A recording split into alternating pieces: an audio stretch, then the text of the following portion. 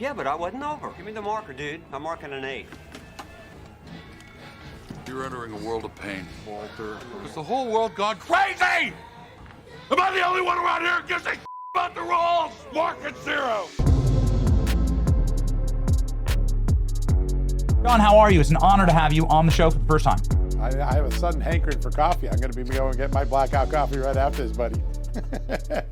Yes, it is something that has regularly fueled the show, especially as we were learning from Just the News this morning and ripping through your article that breaks down all of the explosive details found in this new filing from the administration. You're calling it the boomerang because we wouldn't have gotten these documents without James Comey throwing a fit. Please. That's right.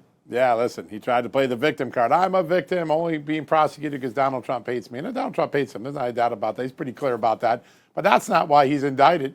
He's indicted because his own emails, his own messages, his own handwritten notes show that his testimony to Congress doesn't match the contemporaneous evidence in his files. And there are 5 revelations in this. It's very simple to break this down. The first is the most ironic. James Comey is writing on a personal email account to a government employee conducting FBI business about managing the media, spinning the media, about his investigation into Hillary Clinton using private email for government business. You just can't lose the irony of James Comey, the arrogance of thinking, I'm going to investigate her, clear her, but I'm going to use my own private email to hide this. It really jumps at you. That's the first thing, that we now know it for certain. 2, he fully expected to be working for President-elect Clinton after the November 16 election, and he expected her to be pleased by the way he handled her email case. In other words, he was sucking up to the boss in advance. He just miscalculated like he did because Donald Trump won the election. Third, you clearly see him managing Daniel Richmond, his longtime friend and at that time FBI special government employee, clearly approving the media anonymous contacts that he's having, particularly at the New York Times. That is a problem because Comey testified both in 17 and 20. He didn't approve any anonymous leaks or anonymous contacts with the news media. His own emails show it. He writes things like, "Good job, my friend," when Daniel Richmond talks to him about what he just told the New York Times. Or later on, he writes something like, "Maybe you can make that guy smarter," meaning the New York Times reporter, you can spin him to write something a little bit different. He clearly was sanctioning media leaks and media contacts with the New York Times about the Hillary Clinton case, which he denied doing. Then you got the fourth element, which is his handwritten notes seem to show that James Comey knew about the Clinton intelligence plan, that intercept that John Brennan tells everybody about, including Barack Obama, that Hillary Clinton was going to hang a fake Russian shingle on Donald Trump's campaign house at the end of the 2016 election. That's important because Comey feigned any knowledge of it when he was questioned about it in the Senate. His notes seem to show he had pretty specific knowledge of it. And then finally, all this evidence is in things like a skiff and a burn bag. It looks like someone was trying to make these documents disappear. By the way, that would be a contemporaneous crime if the goal was obstruction. We need to know a lot more before we can make really good assessments, because you could burn the documents, but they could be preserved in the electronic system of the FBI. We don't know yet, but certainly there are hints in this filing yesterday that maybe there was a cover-up going on and that other people would be responsible. And if you try to cover up something in the skiff, there's a problem. Skiffs usually have a video. They usually have a passcode. And so you kind of know who's in the skiff and who is carrying burn bags in and out of the skiff. So that should be a crime, if it was a crime, that could be easily solved by the Kash Patel FBI. So, John, my question here is, will these lead to superseding indictments for James Comey? Will this potentially be evidence that is brought in the grand conspiracy impaneled great question. grand jury in Florida? Yeah. So it could be, all right, particularly if they can prove that people were in the skiff trying to get rid of evidence before Kash Patel and Donald Trump took over. That could become a superseding indictment. Hey, did Comey talk to people who then did that? How did? Why was Comey's handwritten notes there, not given to the Senate or the House years ago? So there are additional things in this discovery that raise questions about whether Comey obstructed it. So you could see a superseding indictment. Now, the revelation that he had these handwritten notes and seemed to know about it, I did some reporting last night. Lindsay Halligan tried to get that as a third charge against Comey. She failed. The grand jury wouldn't indict on that. Now, maybe there's new evidence that they can go back and recharge that. But they tried to bring that in as the third sort of count in this indictment. They did not succeed. But that doesn't mean fresh evidence and fresh testimony doesn't lead to that. And then keep in mind the reporting we did recently. We know that James Banker told the Postal Inspection Service that Comey authorized him to leak classified information, not about Hillary Clinton, not about Donald Trump, about another case, the Espionage Act on that, which that leak occurred late 2016, we believe. That's a 10-year statute, so that could be added later as well. So there are hints that Halligan and team and Kash Patel could bring additional charges based on the evidence we're now seeing. What in the world were they doing not giving this evidence to the public, particularly, and I'd like to pop it up on screen. I know that it is in sort of this handwritten jot from James Comey, but we've done our best to decipher this. John, I know that you and your team are the world's experts at this. Most importantly, the date signals that they were preparing to drop this on President Trump as an October surprise. That JB, is that John Brennan or is that Joe Biden? Right. I think JB, they believe, is John Brennan, because Brennan was the guy briefing everybody about the Clinton intelligence plan. We know that from other documents recently released. So the current thinking of FBI officials is that is a reference to John Brennan. Whether John Brennan's at this meeting briefing Comey or he's getting a briefing about what John Brennan told the FBI, we don't know, but it does fit the time frame where the FBI was alerted by the CIA in detail about this Clinton plan intelligence. So then undermine Hillary Rodham Clinton, and then something like consolidates with the system Hillary Rodham Clinton plan to tie it all to Trump. Hillary Rodham Clinton health. Right. I think we know some of that, John, but could you please help us interpret and decipher?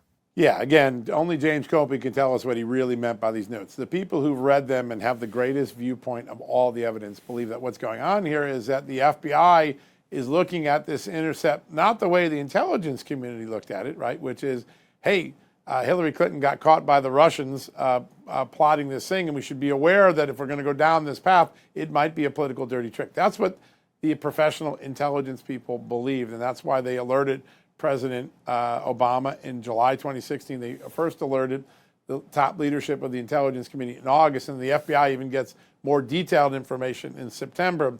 The FBI is looking at it from a Hillary Clinton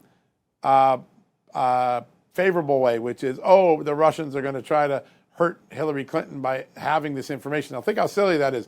They're more worried that this would embarrass Hillary Clinton if the Russians put it out there than the fact that maybe this plan is actually corrupting the FBI and the intelligence committee. It gives you some insight into how James Comey and the top of his team thought. They weren't thinking about the American people.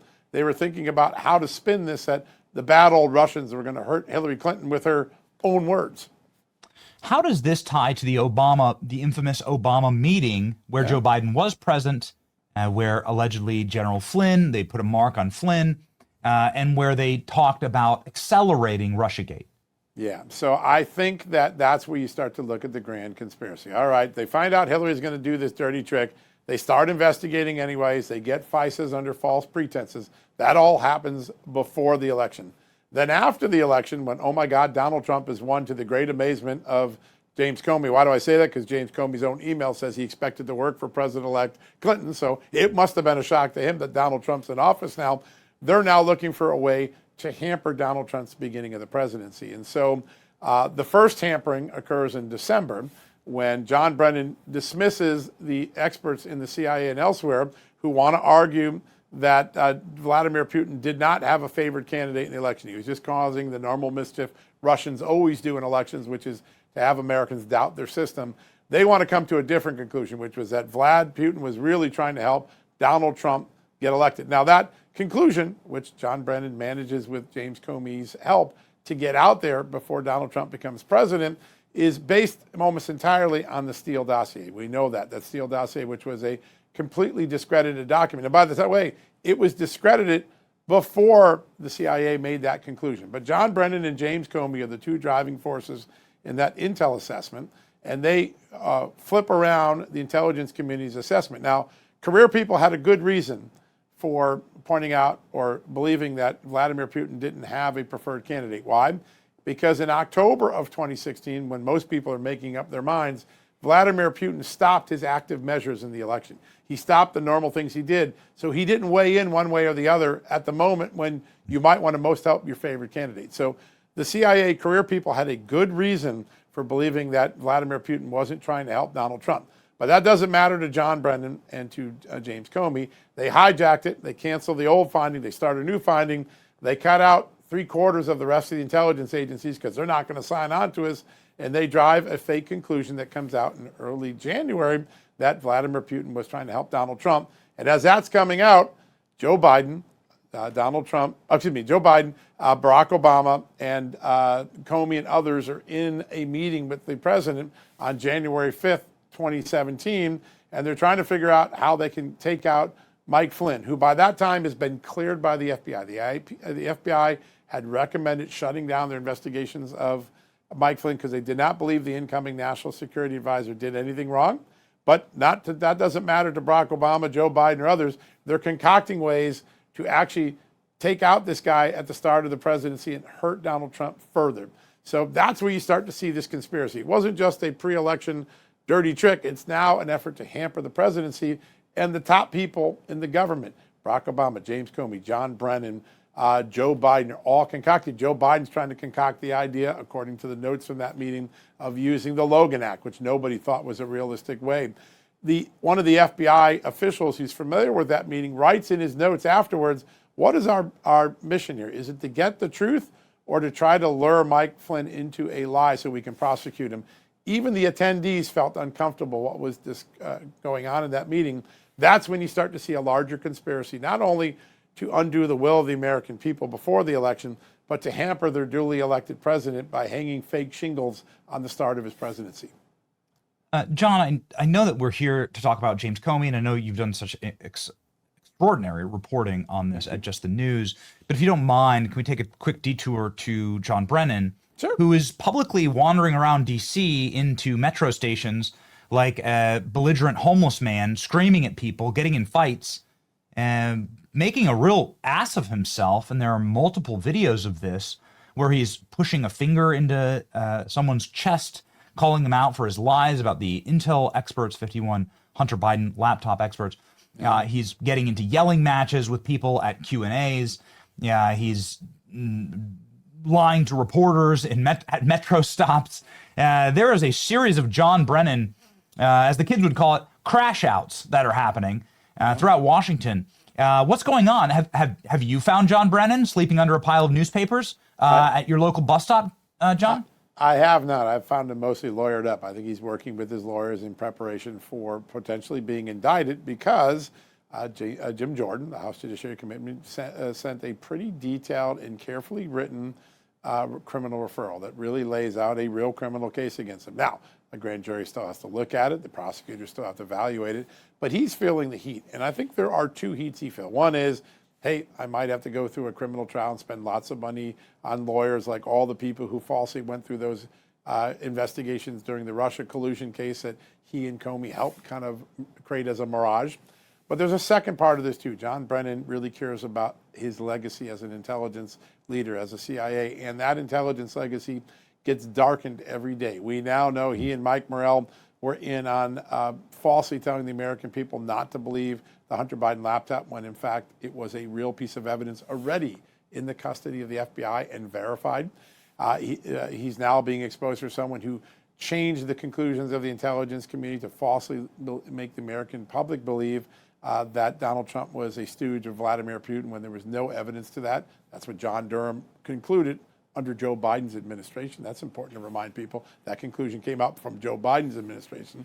And he's the guy that before the election seems to know that Hillary Clinton is going to play this dirty trick on Donald Trump, and he doesn't stop it, right? He and Barack Obama and James Comey are leaning into it. They're getting FISAs and they're making this look. Now, in fairness, people below John Brennan were constantly raising red flags. They were warning the FBI about Steele, but James Comey wasn't going to listen to that, or his team wasn't going to listen to that. They plowed ahead. I think that legacy that a guy who built his whole career to be at the top of the intelligence food chain may now be exposed as a guy who corrupted that intelligence food chain. I think that weighs heavily on him from the people who know him and see him quite defensive right now.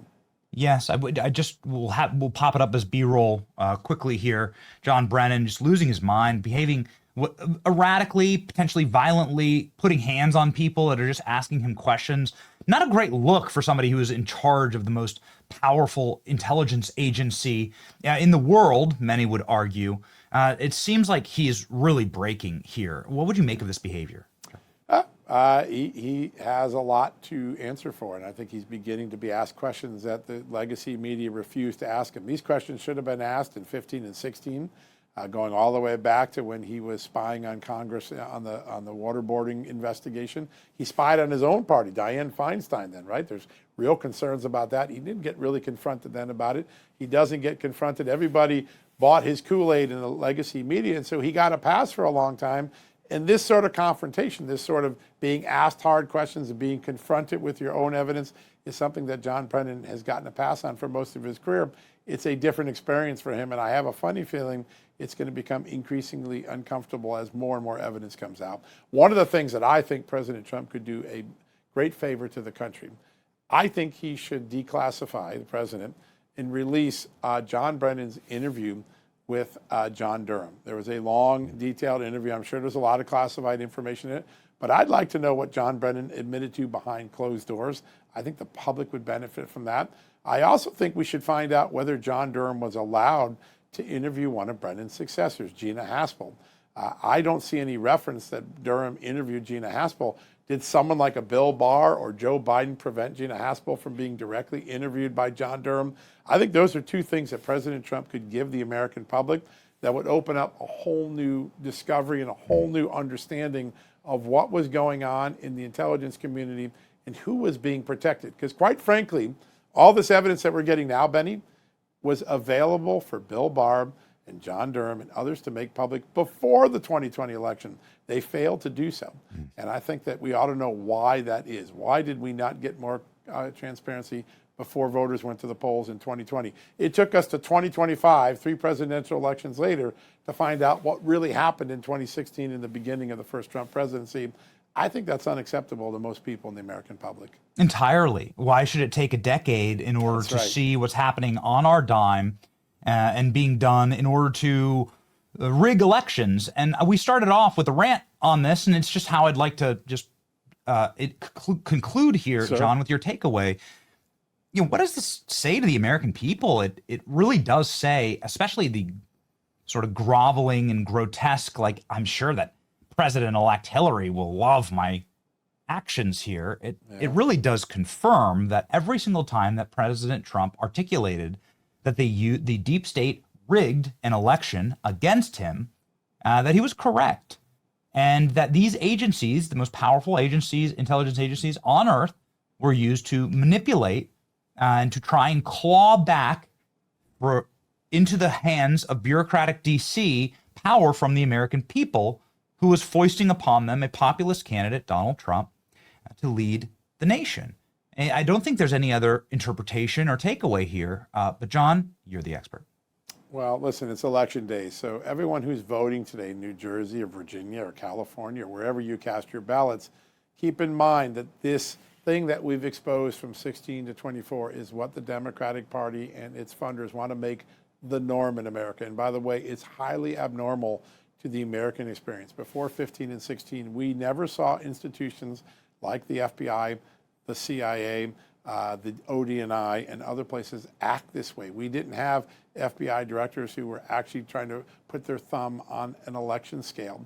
And it started in 16, and a lot of people on the left and some of my colleagues and me said, well, it was an aberration. As soon as Comey got out, it didn't happen again. And the truth of the matter is it got worse under Christopher Wray. This continued to fester under Wray. I had a great story the other day. In the late fall of 2020, the FBI got 2 pieces of information. One is solid intelligence that China might be trying to mail in fake ballots to help Joe Biden win the election. They canceled that investigation. Then at the same time that's coming in, the Washington field office of the FBI was trying to go through all of Donald Trump's campaign finance reports, trying to find something to investigate. And 2 weeks before Election Day, they go, oh my God, we found a guy that worked as a vendor. He got paid and he went gambling. We should look at that. Maybe there was a crime there.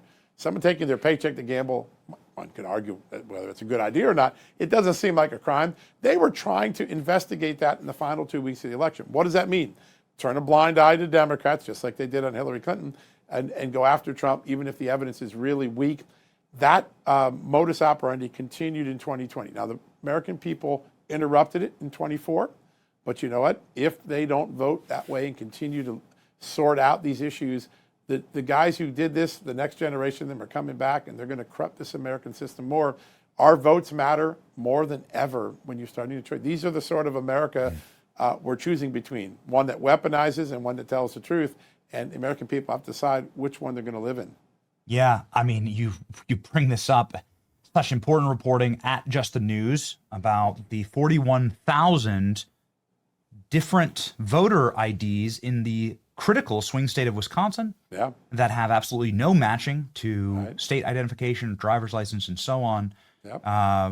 Again, this is pretty shocking, John. That I don't mean to monopolize your time or belabor this, and let's put up John's social media. But if you wouldn't mind, what is the remedy here for a voter roll so toxic like that? Well, it's really clear.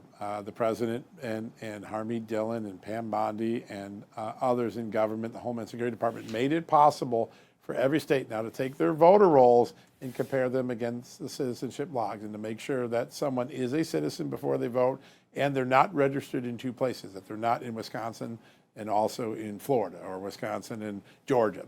That is such a simple thing to do. It is such a confidence building measure in the United States. Only a few states are willing to look at it. Wisconsin and others have tried to resist looking at these things and cleaning their voter rolls, because dirty voter rolls seem to be in the interest of the Democratic governors and election regulators who run a lot of these states. Most Americans say, yeah, don't cheat, don't let non-citizens vote. That's a simple thing we can all agree on. The Democrats don't agree on that. And I think what you saw in that audit that private group did, because the state didn't do it, is the problem. Now, we had Harmeet Dillon. She's the Assistant Attorney General for Civil Liberties on our show the other day. She oversees election integrity. She's got 8 lawsuits against blue states, trying to force them to follow the law on cleaning up their voter rolls, on making sure that when people raise election integrity issues, they get addressed like HAVA, the law says, the Help Americans Vote Act requires. She's starting to hold the feet to the fire of these states, and there could soon be a penalty. The pulling of election funds, election monitors, maybe court intervention in some of these states that won't do it. But just like having a FBI with their thumb on the scale, you got some election regulators trying to keep a dirty system where cheating could be more prevalent. I'm not saying that they're allowing cheating to happen, but they certainly are making the circumstances better. Those are things that you're voting on when you go to the polls right now. These are the type of different visions for America that the left and right currently have. Absolutely shocking. I hope that they do that investigation into Chinese mail-in ballots. Yeah. Like that would actually make a ton of sense when you look at the bar charts, John. Yeah. What happened? Where do these 20 million ballots come from in the year 2020? And then boop, it goes right back down, right? 52 million votes. That's the cap for Democrats, right? It's like, well, listen, I think you're right, Benny. And listen, no matter what happened, we owe the American people answers. Yes. And that's why just a couple days ago, the Justice Department just compelled Fulton County to give us the 2020 election records that Georgia has never been able to make public. That's an interesting thing. We're getting answers, no matter how these turn out. We'll grow confidence in the system by knowing the truth. And if there's wrongdoing, we punish it. We make examples of the people. If not, we move on. But we move on with the knowledge of knowing there are no more unanswered questions. Democrats in the legacy media and the election regulators have tried to leave us on the dark on legitimate issues. This administration now, really just as a reporter, not picking sides, not cheering on one side or the other, they're trying to get the American people answers, whatever they are.